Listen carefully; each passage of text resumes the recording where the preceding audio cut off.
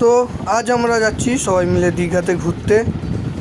এই যে বাস স্ট্যান্ডে আমাদের সবাই দাঁড়িয়েছে, অনেকক্ষণ অপেক্ষা করার পর বাসটি আমরা পেয়ে গেলাম এবং দেখতে দেখতে পৌঁছে গেলাম হাওড়া স্টেশনে। এখান থেকে আমরা দীঘার ট্রেনটি দেবো, যেটা হলো কান্ডারি এক্সপ্রেস। অনেকক্ষণ অপেক্ষা করার পর আমাদের টিফিন চলে আসলো, রুটি আর আলুর তরকারি। আমাদের রুটি আলুর তরকারি খেয়ে আমরা ব্যস্ত হয়ে পড়লাম বাইরের প্রকৃতিটা। আমি দরজার সামনে দাঁড়িয়ে একটুখানি ফটোশ্যুট করলাম, তারপর আবার বাইরের প্রকৃতির ভিডিও করলাম।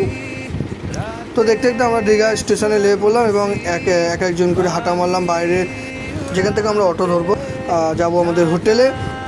তো অটোওয়ালাগুলো বলছিল আমাদের হোটেলটা যেতে 15 মিনিট লাগবে, কিন্তু অটোতে বসার পর দেখলাম 5 মিনিটের মধ্যে আমরা হোটেলের সামনে লেগে গেলাম। এটা হলো আমাদের হোটেলের বাইরে এবং আমাদের হোটেলের নাম হলো মতি লজ।